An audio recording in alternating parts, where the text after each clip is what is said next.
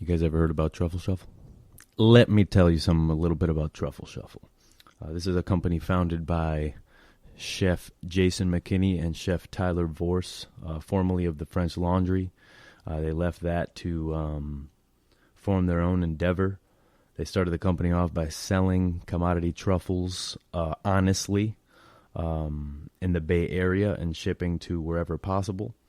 Then what happened? Pandemic came. Oh no, 2020, big wave. And then they pivoted to making virtual cooking classes so you can cook along with them and learn the skills that you need to become a chef in your own home. So if you want to learn how to cook just like the chefs on this show, Truffle Shuffle is perfect. They have an amazing team of chefs from Michelin-starred restaurants that teach you all the tips, tricks, and techniques to cook just like a professional chef at home. And they bring in guest chefs like me to teach our favorite home recipes, like my spiced lamb sirloin with my mom's Puerto Rican rice.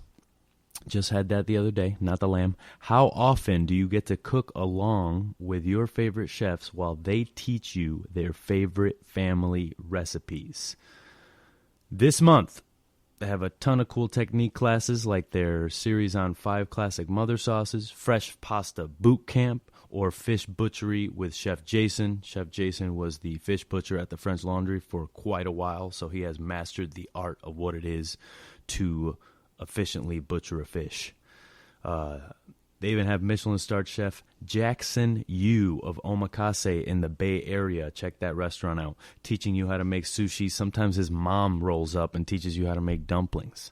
Best part is they send you all the pre-portioned ingredients to your door with their meal kits. But if your budget is tight, they also actually have some free shopping list classes. That's where you go out, get all the ingredients, come back, tune in, and learn how to make sauces, pasta dishes, things like that. Their classes range from beginner to advanced, so everyone's included. This is meant to be a fun experience. I know sometimes getting in the kitchen and cooking can be daunting, especially if you don't know how. But with the chefs of Truffle Shuffle, they make sure to take their time to show you what you need to know. No one ever gets left behind, right? We wait for everyone. We finish together like a team, like a true kitchen team, all right?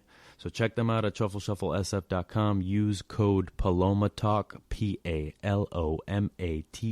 PalomaTalk, Paloma Talk, for a complimentary Paloma cocktail mixer with your purchase of a cooking experience with ingredient kit. Once again, truffleshufflesf.com. Use code PalomaTalk, PalomaTalk, and then you can get yourself a free cocktail on your boy Sucio. All right?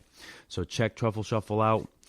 Shout out to Chef Tyler and Chef Jason, also Chef Tucker and Chef Connie holding it down. Love the Truffle Shuffle team over there. If anybody's looking for any cool working opportunities, their door's always open. They're looking for amazing people all the time. If you want to really grow yourself, grow this company, and be with like-minded, ambitious individuals, then this is the place for you. All right? Sucio.Talk signing off. Oh, he just did. All right, Sucio.Talk, chilling out in Alameda, California. Never been here before. Beautiful neighborhood across the street from the school. I feel safe. Hanging out here with Chef Solomon Johnson and Mike Woods of Oko Supper Club. What up, boys? How you doing? What's going on, man? Chilling, man. It's great to have you. Great to have you. Love this. Love this. I appreciate it, bro. I just want to say that you guys are in the forefront of what I think is a new... not a new, obviously the cuisine has been around forever, right? But this is the first time that it's prominent and, it's fine dining. Like that those two things didn't match, and we were just talking about Rodney Wages and all these guys, the old guard. Like for me, I didn't grow up knowing about African chefs, black chefs that you could go work for and get a Michelin star or do whatever, right? They didn't exist and they don't exist. Exactly. So the guard has changed and this right here, like this is the beginning of that shit. Yeah. You know what I mean? One of our biggest mentors out here in the area is Chef Nelson. Chef Nelson, yeah. He tells us that all the time. He's been telling us from day one that once we started this, that he's like, this is only the beginning of, a new era of food for Black chefs. You know what I'm saying? And I honestly think that the Bay Area, I'm not from here. Mike is born and raised. Yeah. Like this area is like a Black renaissance for food. 100%. Right, you know what I'm saying? Like a lot of people are breaking out. Matt Horn's another really big chef out here in the area. It's funny that you said being on the forefront of it is like we almost can't see him because we're right there with him. Yeah, exactly. But he's been at it for so long. Nelson?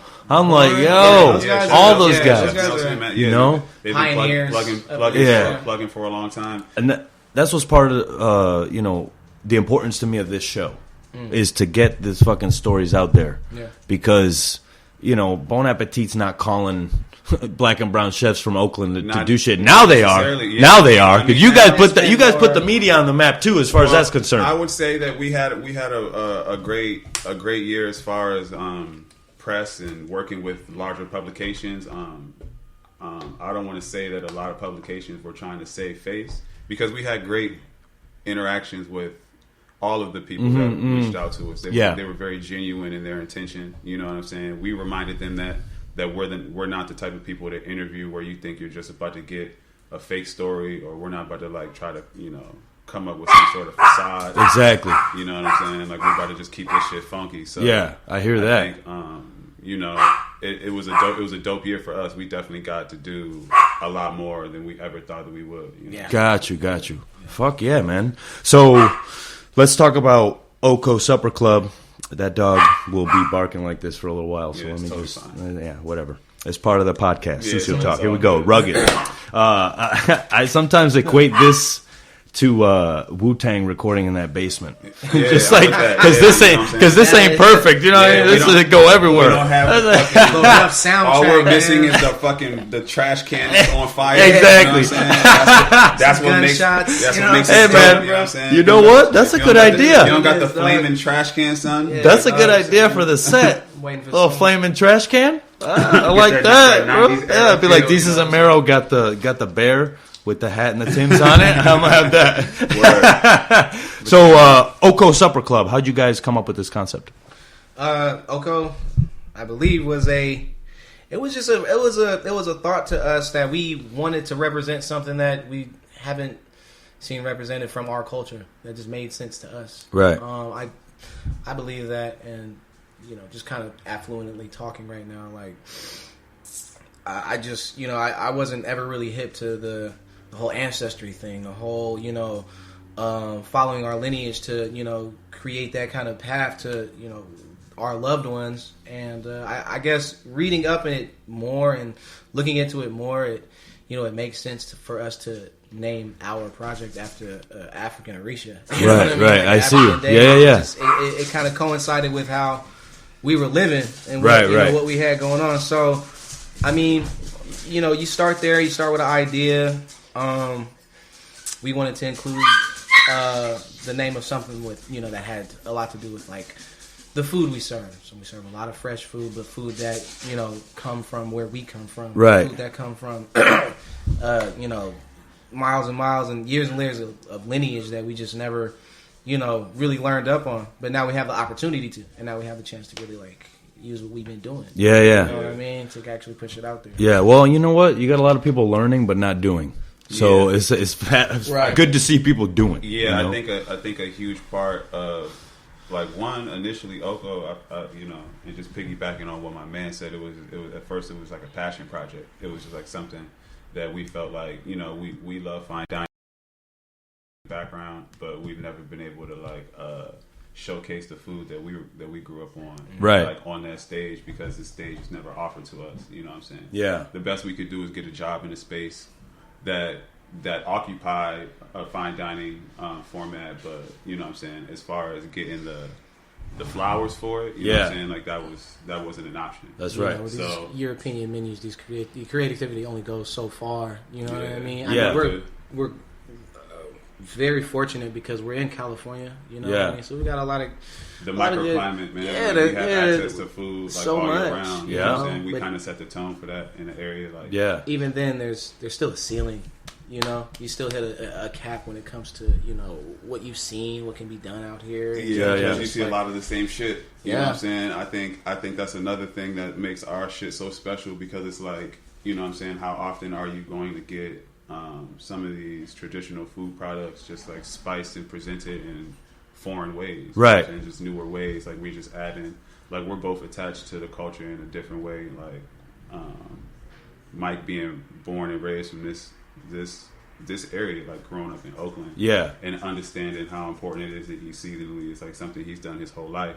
Like my family's from the East Coast, like I'm from Maryland, you know what I'm saying? But like my family is in like, you know what I'm saying, Mississippi, all through the Midwest, like gotcha. Other half of my family Caribbean, so it's like we've always eaten like what comes from the land. You know So it's like to be able to like share the same food philosophy with somebody that like we both from two different sides of the country, you know what I'm saying? And don't get it twisted, like we not old, you know what I'm saying? Like I just turned 33, like, you know what I'm saying? Like my man, he younger than me, but he's still in his 30s.